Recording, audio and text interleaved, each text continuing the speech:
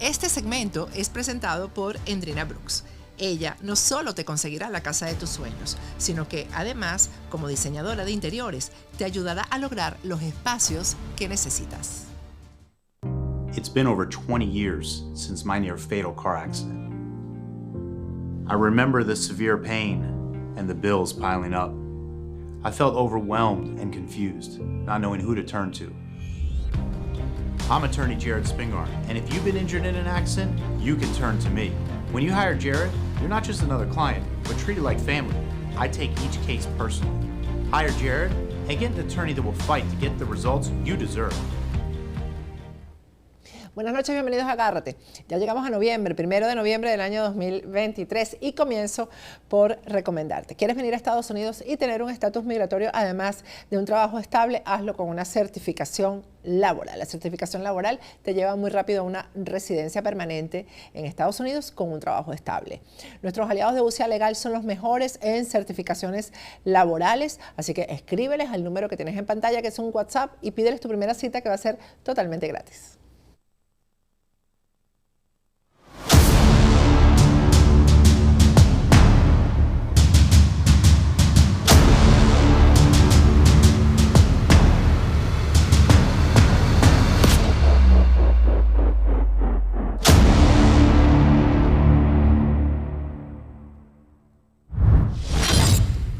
Buenas noches, bienvenidos a Agárrate. Ya llegamos al mes de noviembre, 1 de noviembre del año 2023, y en esta fecha y a esta hora las voces del régimen de Nicolás Maduro están anunciando guerra por el Esequibo. Hoy vamos a conversar con el coronel Antonio Guevara acerca de cuáles son las expectativas con respecto a esta fulana guerra. Lo tenemos ya conectado vía Zoom. Hola Antonio, ¿cómo estás? Gracias por atendernos. Gracias a ti, Patricia. Buenas noches. Bueno, vamos a hacer un poquito el preámbulo de nuestra conversación, porque tú eres un experto en la materia y vas a responder muchas de las dudas que tenemos acerca de esta posible guerra por el Esequibo. Pero vamos a hacer un poquito de historia, la historia que tiene que ver con la posición del chavismo frente al tema del Esequibo. Hay un video del año 2004, que por cierto le agradezco a Daniel Lara Farías que me lo haya proporcionado, que me lo facilitó, porque yo no lo conseguía, pero es la prueba de la postura que ha sostenido el chavismo con respecto al Esequibo desde el comienzo. Vamos a escuchar al propio Hugo Chávez hablando del tema. Que este presidente de Guyana asumió el poder con apenas 35 años en 1999, con lo cual en su momento se convirtió en el presidente más joven del CARICOM, y actualmente ya tiene una década prácticamente al frente de los mandos de esta nación limítrofe con Venezuela, y con la cual se han suscrito a lo largo de esta última década varios acuerdos de cooperación. Quizás el más resaltante, que se firmó en el año 2001, que fue relativo al acuerdo energético de Caracas. Un mapa, por favor, para contribuir con los que están viendo, para refrescar la memoria. Sí, porque es que a veces hay que trabajar sobre la geografía. Aquí está. ¿Ve? Venezuela, Guyana, Surinam, aquí está Guyana Francesa. Y nosotros, Guyana y Venezuela, que tenemos este diferendo, ustedes saben que este es un territorio en reclamación de hace muchos años.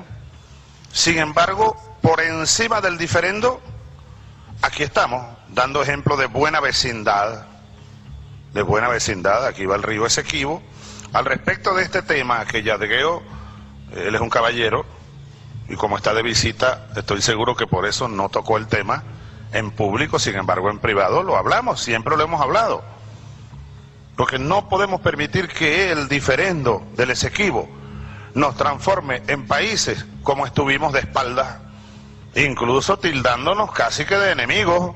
Aquí hay varios militares. Nosotros nos metieron en la cabeza hace muchos años que ustedes eran enemigos nuestros, imagínate tú. Y son hermanos, somos hermanos. Entonces, esta es una buena demostración de cómo dos gobiernos, a pesar de un diferendo histórico, aquí estamos hermanados. No nos dejemos manipular por quienes nos quieren poner a pelear. Mira, aquí está Yadgueo. Barrat, se fue Yadgueo. Se fue. Yadgueo es un buen compañero, hombre bastante joven. Mira, Leonel, está en documentos, pero yo lo viví. Cuando gobernaba Guyana, aquel hombre de izquierda se llamaba Forbes Borjan. Casi hay guerra entre Venezuela y Guyana. Una vieja reclamación territorial de la que casi nadie recordaba, porque viene de tiempos inmemoriales, desde que estaba ahí la Guayana inglesa hasta el Esequibo. Comenzó a ser desempolvada y venían oficiales norteamericanos, yo lo recuerdo, yo era apenas un alférez por graduarme y estaba haciendo curso básico de comunicaciones, y nos dieron una conferencia sobre el caso Guyana. ¿Quién la dio? Un oficial gringo. Los gringos tenían presencia, bueno, tenían comando, mandaban en la Fuerza Armada Venezolana, hasta hace 8 años que eso comenzó a desactivarse, pues. Dirigían operaciones, dirigían ejercicios de entrenamiento, adoctrinaban a nuestros militares para la represión, la Escuela de las Américas, todo eso hay que enmarcarlo. Ahora, yo recuerdo que casi hay guerra. Ahora, después de 20, 30 años, sale la verdad. Nos querían utilizar para invadir Guyana a nombre de aquel reclamo territorial para derrocar al gobierno de Forbes Borjan, gobierno de izquierda. Está en documentos, ya Gueo incluso consiguió unos documentos allá en Guyana, con complicidad de guyaneses de la derecha, algunos militares, otros civiles, fíjate, contra su propia patria, solo para sacar a un gobierno de izquierda que fue elegido, hay que decirlo, por cierto. Después estuvo aquel señor Borjan Yagan, Shady Yagan. Yo conocí a su viuda, que fue presidenta. Cuando yo asumí, ella era presidenta. Es una buena amiga, está allá en Guyana. La posición en el 2004 era como militar. Él decía que habían tratado de utilizar políticamente a los militares en una guerra, en un diferendo que tenía ya, eso ya era como viejo, ya eso estaba como echado al abandono. Antonio, pero en el 2011 Chávez repite la misma historia, es el mismo discurso. Seleccionamos una parte de sus palabras en una reseña que hace CNN. Vamos a verlo, 2011, estamos hablando. Este país fue colonia yanqui. Este país, Venezuela, fue base de operaciones yanqui para apoyar desde aquí invasiones como la de Grenada, intentos de golpe de Estado, e incluso de invasiones como Guyana. Aquí se estuvo preparando una guerra contra Guyana. Yo era uno de las víctimas, pues. Éramos muy jóvenes, 20 años, 24 años, y nos estaban acondicionando para ir allá con paracaídas y con tanques y todo al Esequibo contra esos que están allá, que son una amenaza. Claro, era Estados Unidos, Estados Unidos y su política imperial tratando de derrocar al gobierno de Forbes Borjan. 2011, hay otra selección que hicimos de ese mismo video, vamos a verlo.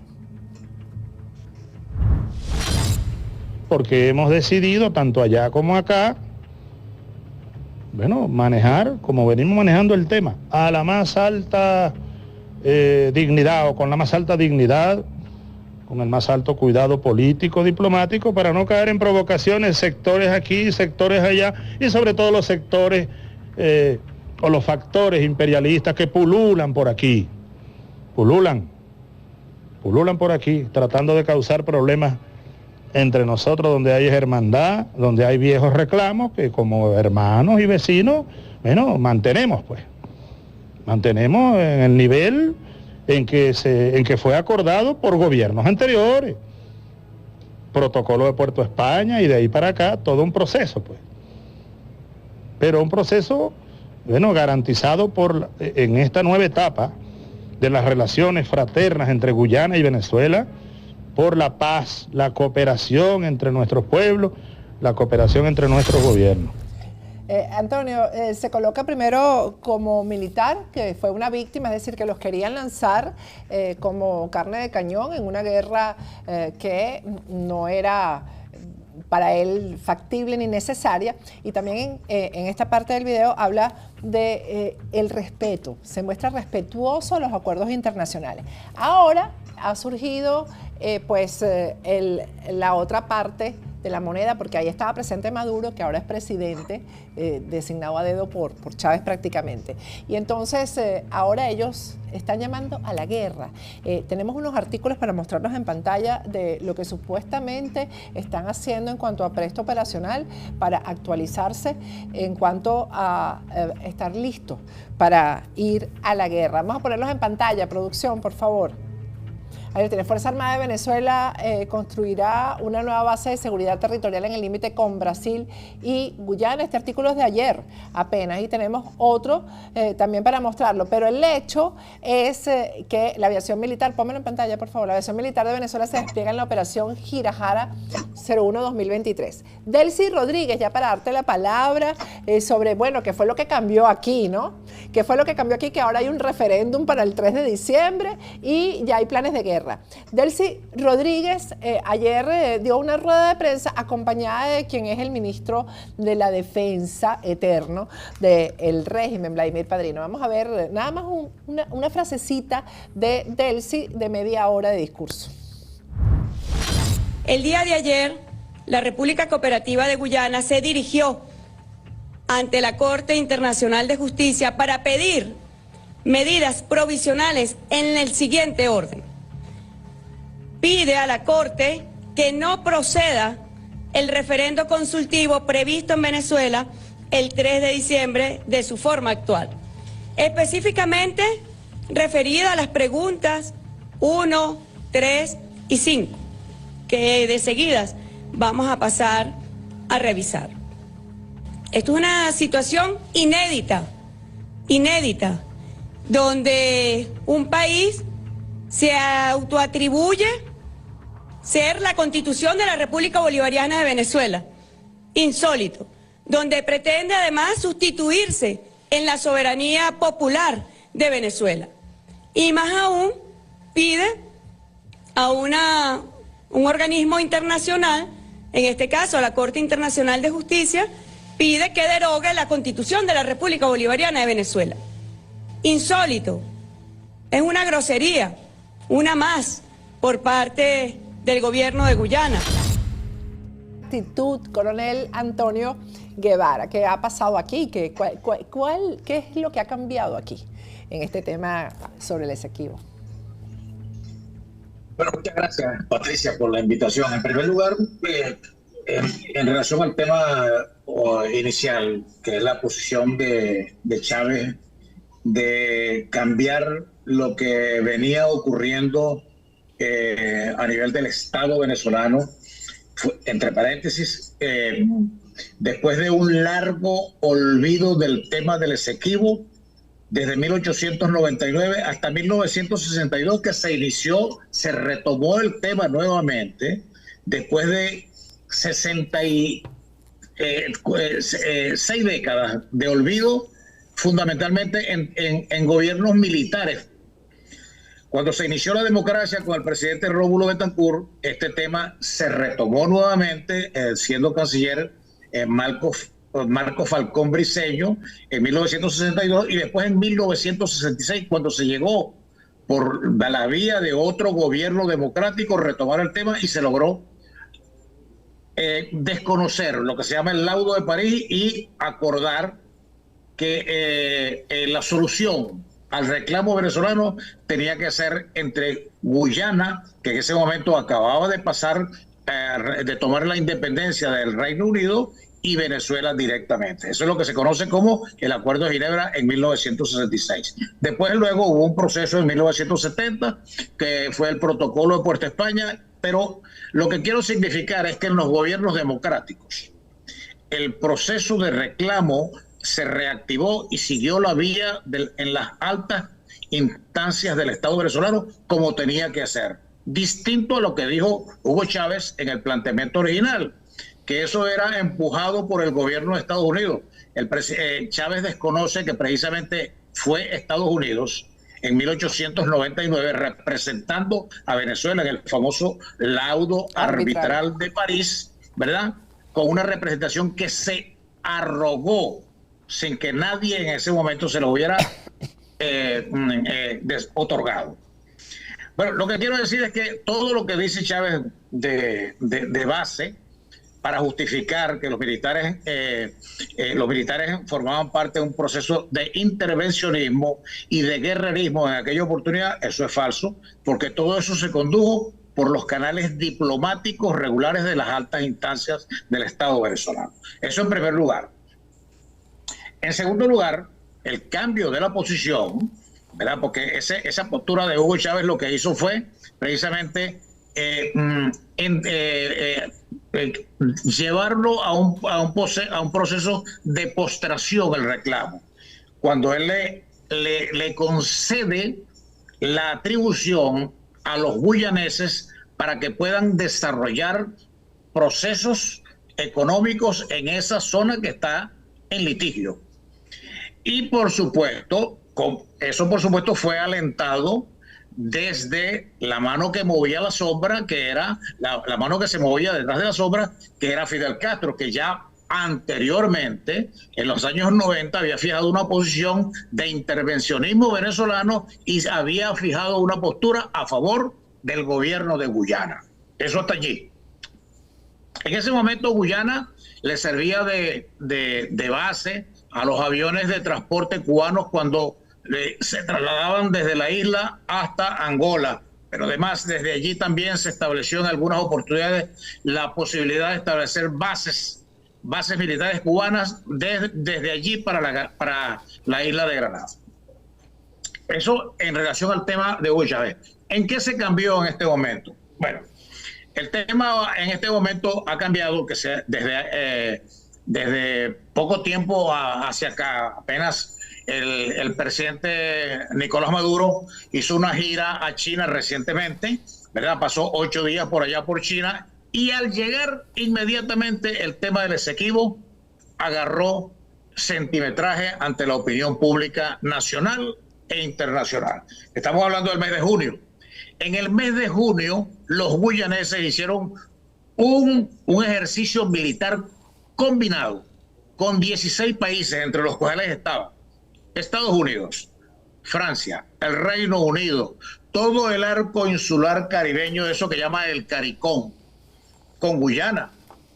Eso fueron 15 días de operaciones combinadas. Por supuesto, en el mes de octubre, los venezolanos también, las Fuerzas Armadas venezolanas, hacen un Turiamo, una operación, un simulacro de operación de desembarco en una playa, con una cabeza de playa, que es como que se hiciera el calco de un desembarco en cualquiera de las cabezas de playa del territorio del Esequibo, en respuesta a eso. Eso es lo que se llama académicamente, Patricia, la escalada del conflicto, porque paralelo a esos ejercicios militares se ha venido haciendo un tiroteo verbal, tanto del lado venezolano como del lado guyanés, de los de las altas magistraturas del Estado, que ha desembocado en un reciente viaje que hizo el presidente guyanés hasta la zona del Esequibo y declaró textualmente que del territorio del Esequibo no se le iba a conceder ni una pulgada a Venezuela. Eso prácticamente es una actitud belicista, guerrerista, pero en respuesta a la actitud que ha venido desarrollando el gobierno de la Revolución Bolivariana, empezando por el famoso lema de que el sol de Venezuela nace en el Esequibo, y que eso ha exacerbado los ánimos dentro de los cuarteles, porque desde hace un mes hacia acá, las declaraciones del ministro Padrino, del comandante del CEO, desde la misma vicepresidenta y del mismo Nicolás Maduro, precisamente lo que activan y lo que presagian, lo que proyectan, es que algo está ocurriendo dentro de los cuarteles y que puede proyectarse en algún momento hacia el territorio del Esequibo. Ahora, ¿por qué? hay que también valorar lo que está ocurriendo en la política interna. Claro. Lo que ocurrió con las elecciones, lo que se iba a presentar como consecuencia del resultado de las elecciones primarias, que en efecto ocurrió. Y que eso constituyó en un tremendo golpe para la política interna en términos de la Revolución Bolivariana, proyectándolo hacia las elecciones presidenciales del año 2024. Entonces, esa es la posición. Ahora, ese golpe que inmediatamente desarrolló una decisión a nivel del Tribunal Supremo de Justicia y después un anuncio del más alto gobierno de la realización de un referéndum consultivo el 3 de diciembre de este mismo año, dentro de 2 meses, con 5 preguntas que tienen una respuesta prácticamente entubada. Esas 5 preguntas son entubadas. O sea, yo quisiera que algún venezolano, porque aquí lo que se está estimulando es la fibra patriótica y nacionalista. Sí. Y ante un tema como la territorialidad y la soberanía, que es un tema que se impone mucho más arriba del tema de la política parroquial, el tema de político normal, de elecciones presidenciales, el liderazgo tanto en la Revolución Bolivariana como en la oposición. El tema de la territorialidad y de la soberanía está muy por encima de eso. Y usted lee las 5 preguntas. Esas 5 preguntas, en primer lugar, por supuesto que van a asistir todos los funcionarios de la administración pública a votar allí porque van a ser entubados. En segundo lugar, las respuestas a esa pregunta son obvias. Todas las preguntas, yo como venezolano le pongo sí. Todas. No hay una en la que yo no tengo ninguna duda de decir, no, esta me pone a mí en un dilema de decir que sí o de que no. Las 5 preguntas son para que todo el que se siente en ese referéndum consultivo las responda como sí. Sobre todo la 5ª pregunta, que es una pregunta original, inédita y una tremenda iniciativa para cualquier gobierno, haciendo extracción de que haya sido planteada por la revolución. Sobre todo esa 5ª pregunta. Eso en segundo lugar. Pero pues, luego está el tema de la gente de la oposición frente al dilema moral de decir sí o no para asistir a ese referéndum consultivo. Es un dilema moral, entre paréntesis, muy falso, porque el opositor que dice, no, yo no voy a votar porque eso viene del gobierno. Pero yo, un momentito, yo te preguntaría a ti, ¿tienes el carnet de la patria? Porque ese mismo dilema de ir a votar al referéndum consultivo sobre un tema tan importante como es la territorialidad y la soberanía, también debería haberse planteado cuando el gobierno impuso que había que tener un carnet de la patria para ir a cobrar el bono de guerra, y todo ese poco bonos que dan las bolsas claro, todo ese tipo de cosas que se dan por allí. Entonces, al opositor también se le plantea ese dilema moral de hacerlo o no hacerlo. Pero ojo, eso no es lo importante. Lo importante es por qué se hace ese referéndum consultivo en este momento.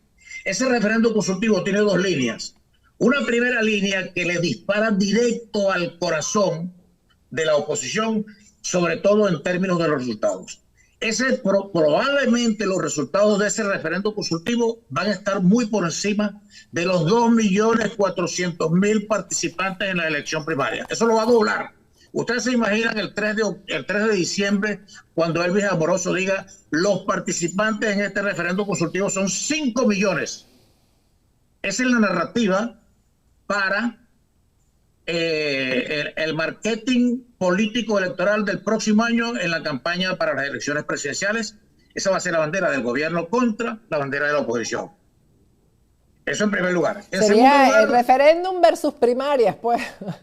Exactamente. Y bueno, y luego en segundo lugar, el gobierno, ahora sí vamos a hablar del tema de la guerra. Con esto, el gobierno se está dando un respaldo emocional desde el punto de vista nacionalista y patriotero para tomar cualquier tipo de decisión que le corresponde a Nicolás Maduro en su condición de comandante en jefe de la Fuerza Armada Nacional y decir, denle clavo para el territorio Esequibo, con cualquier cosa que se vaya a hacer desde el punto de vista de una operación militar. ¿Tú crees, exacto, tú crees que den ese paso? Es decir, yo creo que hasta ahora no han podido contenerlo del 22 de octubre, con todo lo que están haciendo judicialmente, de citaciones al Ministerio Público, etcétera, anulación o suspensión de los efectos, etcétera. ¿Tú crees que si no logran contener los efectos del 22 de octubre, se tiren esa parada de la guerra, Antonio?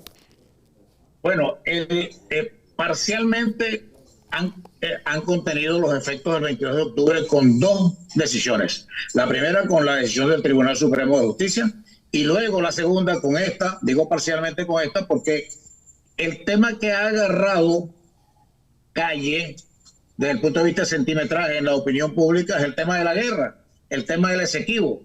Y como ese es un tema que no diferencia entre opositor y revolucionario, porque es como un tema más grueso, un tema más alto, un tema que tiene otro tipo de nivel. Bueno, ese tema los dos temas han opacado parcialmente lo que significó las elecciones, los resultados de las elecciones primarias. Digo parcialmente porque todavía queda camino por delante de aquí al año, a diciembre del año 2024, que es cuando se supone que oficialmente estarían contempladas las elecciones presidenciales. Pero en términos de ir a la guerra. Ajá. Vamos a la guerra, así como Macru. Vamos a ir. Bueno, para ir a la guerra hay que tener condiciones. Para ir a la guerra hay que manejar dos cosas, que son, entre paréntesis, dos conceptos técnicos. A mí, aquí hago un paréntesis, a mí a veces me llama poderosamente la atención cuando se manejan estos términos, que son términos tan técnicos como la elaboración, la prescripción por un facultativo, por un médico, para un paciente, de hacer un perfil 21, una resonancia magnética o una tomografía axial computarizada, según sea el caso. Y esos dos términos técnicos, que son los que empujan e impulsan a un jefe a tomar una decisión, se llaman, en primer lugar, el apresto operacional. El apresto operacional. El apresto operacional son unos indicativos, bueno, allí en la lámina están algunos indicados, ahí hay 21.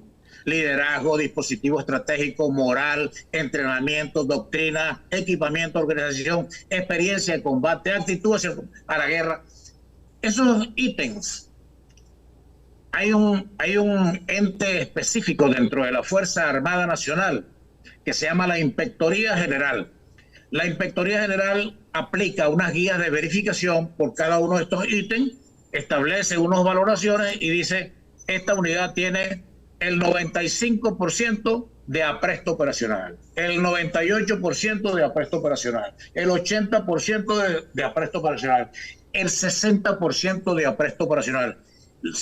Doctrinariamente se toma como referencia para tener un apresto operacional por encima del 75%, allí hay capacidad para ir a cumplir la misión. Y la misión operacional y constitucional de las Fuerzas Armadas son territorialidad y soberanía, vale decir, encaja con una misión constitucional de recuperación del territorio Esequibo, porque el territorio Esequibo, de acuerdo a lo que aparece en la Constitución, forma parte del territorio venezolano.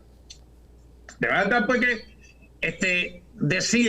para decir si la Fuerza Armada puede ir a cumplir esa misión, hay que hablar de este tema que se llama apresto operacional. Y el otro, este es un aspecto técnico. Cuando alguien dice, las Fuerzas Armadas no tienen apresto operacional, fue porque le aplicaron una guía de verificación como la tiene la Inspectoría General y dice, bueno, está por encima del 75%. Pero eso un médico no receta a un paciente, y el paciente en este caso es la Fuerza Armada Nacional, un médico no receta al ojo por ciento, porque ya eso pasa a hacer una piratería. Ya eso pasa a ser una piratería. Entonces, para decir si la Fuerza Armada Nacional tiene o no tiene apresto para ir a la guerra, es decir, para cumplir la misión constitucional, hay que saber exactamente el nivel de apresto. Y el otro tema es el poder relativo de combate, que es algo muy parecido al apresto operacional, solo que esos ítems que están incluidos en el apresto operacional, tú lo comparas con el posible oponente. de tuyo. En este caso, por lo menos ahí está en esa lámina, lo que es la comparación del poder de combate de Venezuela contra el poder de combate de Guyana. Yo no voy a desarrollar los números, pero a simple vista se ve que el poder relativo de combate para una confrontación de Venezuela contra Guyana es abrumadoramente superior. Ahora, ese es el poder relativo de combate aparente, contrastándolo en lo que tiene Venezuela con lo que tiene Guyana.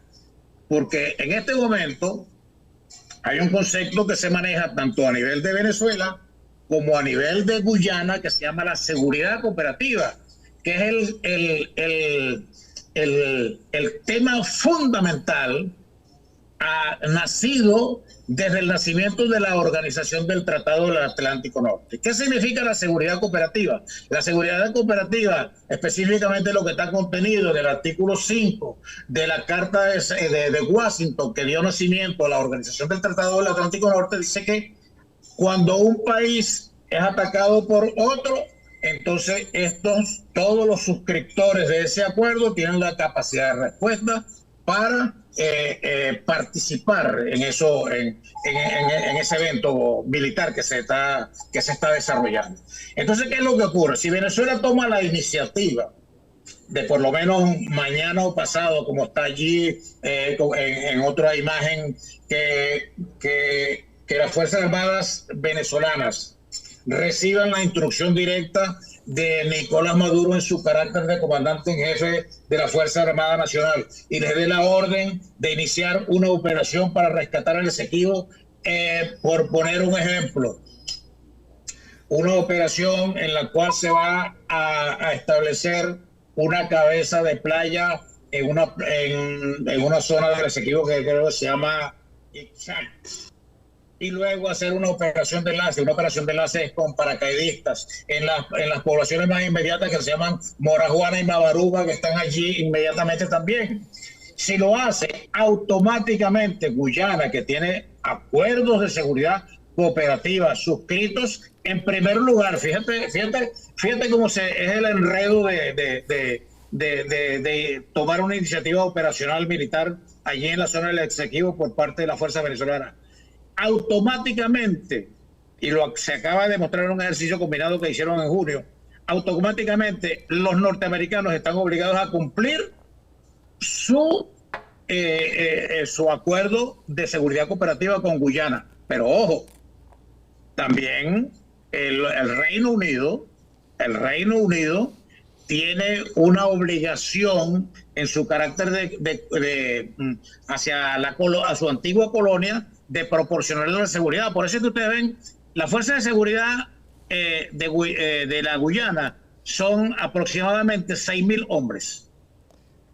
En Venezuela son con los paramilitares, con la milicia nacional y con la fuerza de línea, más de 1 millón de hombres sobre las armas.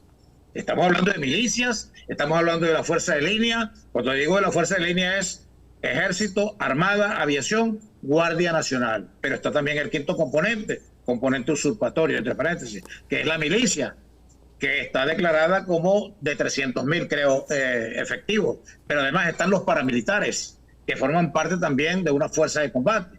Entonces, cuando hablamos de un poder relativo de combate de Venezuela en relación a Guyana, estamos hablando de como una relación de 30 hombres por cada uno de los guyaneses. Por supuesto. Pero eso sin tomar en cuenta el apoyo de Estados Unidos, el apoyo del Reino Unido. No, pero claro, no, ya estoy hablando limpiamente. Exacto. Guyana, Venezuela.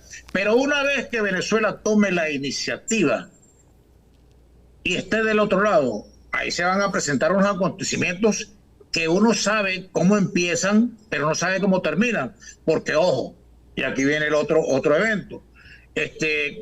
Los venezolanos tienen acuerdos militares suscritos de seguridad cooperativa que no se conoce a nivel público, ni siquiera por la Asamblea Nacional, ni cuando la oposición tomó control de la Asamblea Nacional, y ahorita tampoco, porque eso se manejó siempre a nivel del Poder Ejecutivo, que son acuerdos de seguridad cooperativa suscritos con Irán, China, con Rusia. China y con Rusia.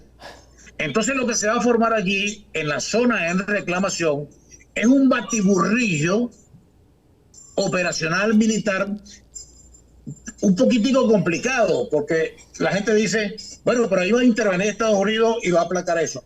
Estados Unidos tiene dos frentes abiertos muy importantes, que es el frente de la guerra de Rusia-Ucrania, porque es el principal soporte de la Organización del Tratado del Atlántico Norte, y el otro frente que se acaba de activar a partir del 7 de octubre, que es el frente en el Medio Oriente, en la Franja de Gaza, en relación a lo que está ocurriendo entre Israel y el grupo Hamas. Entonces, abrir un tercer frente aquí, exactamente en el patio trasero, es un poquitico complicado. Por eso es que esta jugadita a pulso del tema de la guerra, que lo ha desarrollado el régimen muy mediáticamente, pero que puede también desencadenarlo simplemente dando la orden de que se inicie la operación. Ahora, la operación puede iniciarse y sabemos cómo puede iniciarse. Lo que no sabemos es cómo puede finalizar, porque los rusos invadieron Ucrania pensando que eso iba a finalizar en menos de un mes. Ya van para 26 meses, casi los 2 años. Antonio, entonces, en cuanto a este argumento de Chávez, de que los militares jóvenes como él, de 20 y pico de años, eran las víctimas, ¿cómo funciona ahora? ¿Son víctimas también los militares, como decía Chávez, que los iban a utilizar como carne de cañón? Porque eso fue lo que quiso decir. ¿Los militares que están ahora activos en Venezuela también serían las víctimas?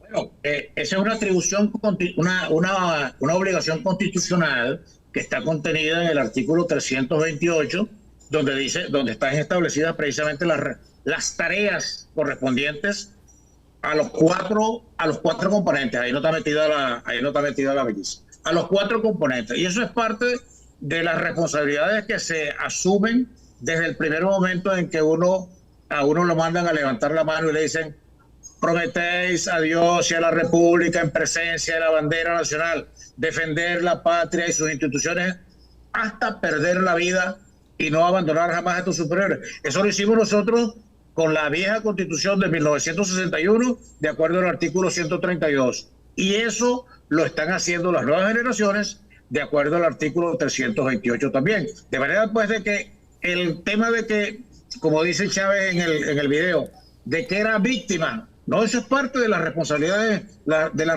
que se asumen cuando sea militar. Pues el jefe del Estado, muy responsablemente, en su condición de comandante en jefe de la Fuerza Armada Nacional, autoriza la operación y a partir de allí, bueno, los militares solo les queda cumplir eso. Eso te parece si se vio muy de cerca en el año 1987, cuando la famosa incursión de la Armada ARC Caldas en el Golfo de Venezuela, que puso al borde de la guerra a Colombia y a Venezuela.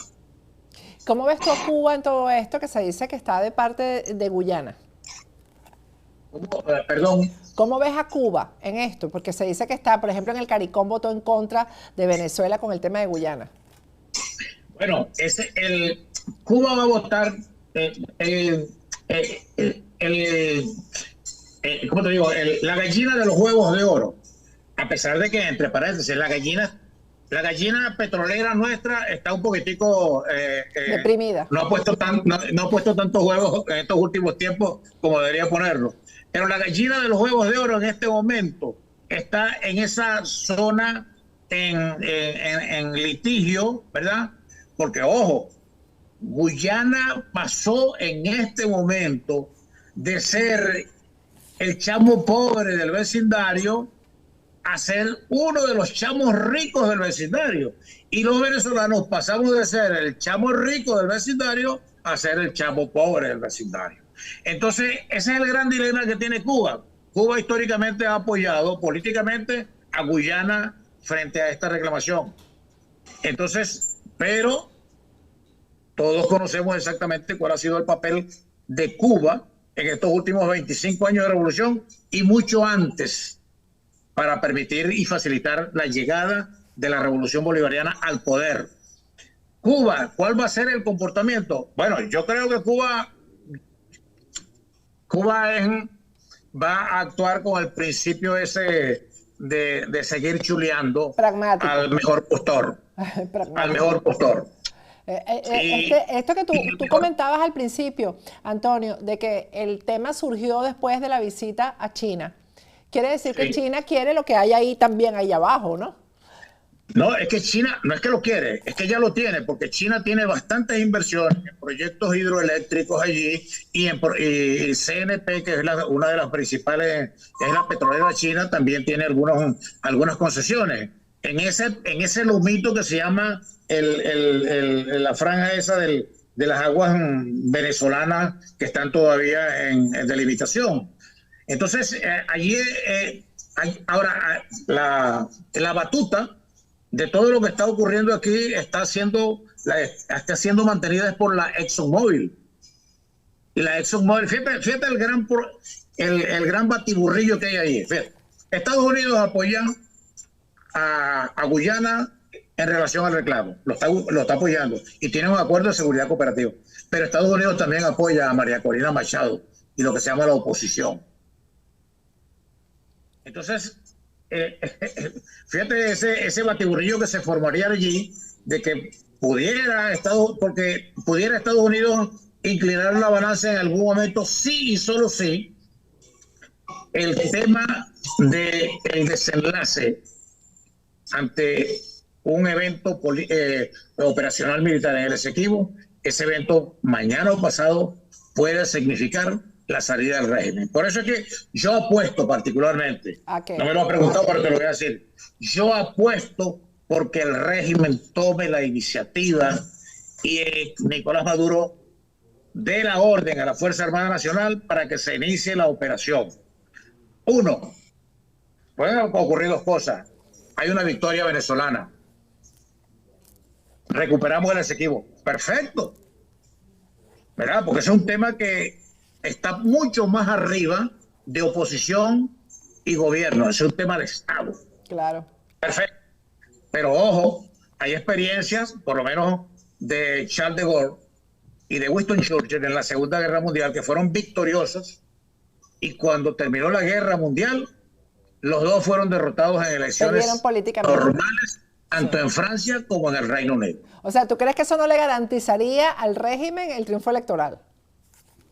No, porque lo que está allí en juego no es el perdón de los pecados políticos del régimen. Lo que está en juego es un tema de soberanía y territorialidad.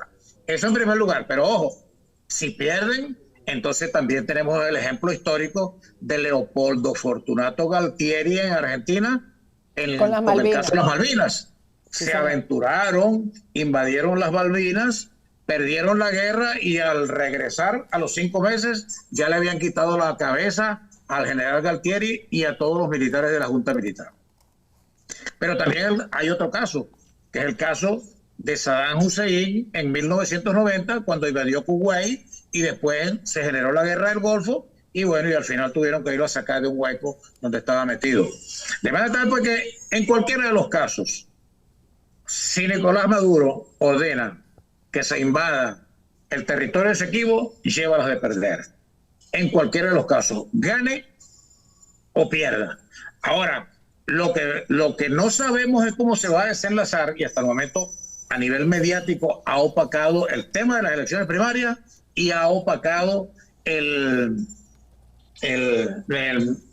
tema de los acuerdos de Barbados, más todo lo que tiene que ver con la política interna de Venezuela, este tema que se ha desarrollado ante la opinión pública, que es el tema del reclamo del Esequibo. Wow, es un tema con muchas aristas, o sea, qué complicado. Exageradamente complejo. Qué complejo. Bueno, y tú que me imagino que yo sé que tienes todavía contacto entre los militares, ¿qué quiere la Fuerza Armada? ¿Hacia dónde se inclina la Fuerza Armada? ¿A actuar o a dejar las cosas como están? Bueno, en estos temas de operativos, los militares no tenemos experiencias de guerras. Y en estos temas operativos yo debo confesarte que la mayoría de los militares cuando se presentan estas oportunidades de saber si exactamente cómo van a desarrollar, cómo van a ejercitar su profesión, son temas que emocionan, porque es el desarrollo de su profesión. La manera de los militares exactamente probarse es con una guerra. O sea que Entonces, si logra, el nacionalismo sí se exacerba, de todas. O sea, eso funciona. Por eso es que te digo que como es un tema de nacionalismo y de patria y de cosas de esas, son temas muy emocionales. Sí. Y yo estoy completamente seguro que cuando le hablan del tema de calzarse la media bota de campaña, de la mochila de combate, de quitarle la grasa al fusil y ponerse el casco de fibra y acero, ese tipo de cosas para un militar siempre ha sido emocionante, porque es el ejercicio de su profesión, el ejercicio de su misión operativa. Entonces, decir que no están de acuerdo porque están pasando hambre, mire, a la guerra se va cuando se toma una decisión y se toma. Y ahora voy a regresar al tema de la presta operacional y al tema del poder relativo de combate. Cuando se toma la decisión de ir a la guerra, generalmente esas decisiones son completamente emocionales.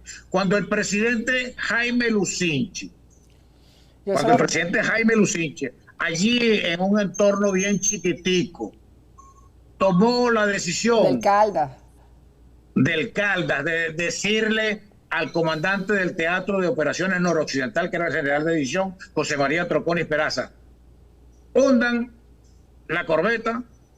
Nada de esos numeritos pasaron por la mente. Es un problema, como te digo, de territorialidad y es un problema de soberanía. Y los problemas de territorialidad y de soberanía están muy por encima de ese tipo de cosas, de ese tipo de cálculos, de ese tipo de especulación numérica y de ese tipo de avances. Ahora, hay jefes militares que deben de decirle al presidente y el más inmediato asesor de Nicolás Maduro y de las altas magistraturas del Estado venezolano es el general en jefe Vladimir Padrino López. Si está preparada o no está preparada la Fuerza Armada Nacional para acometer esa tarea constitucional allá en el territorio executivo, quien mejor lo sabe es el general en jefe Vladimir Padrino López. Y a ese, ni siquiera Nicolás Maduro, a ese es que la historia mañana o pasado lo va a sentar en el estrado y le va a decir: esta es tu falla y aquí está tu sentencia. Es la sentencia precisamente de la historia. Así es. Gracias, Antonio. Yo creo que este tema da para muchísimo más. Muchísimas gracias. Que ahora bastantes cosas. Muchas gracias a ti. Vamos a ir a un corte, a la regreso seguimos con Agárrate.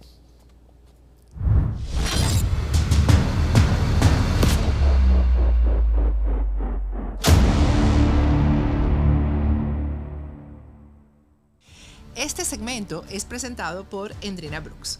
Ella no solo te conseguirá la casa de tus sueños, sino que además, como diseñadora de interiores, te ayudará a lograr los espacios que necesitas.